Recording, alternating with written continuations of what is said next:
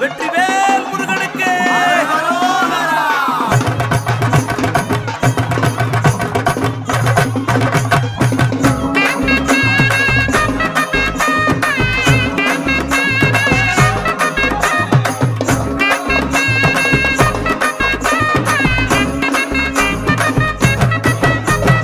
சின்ன சின்ன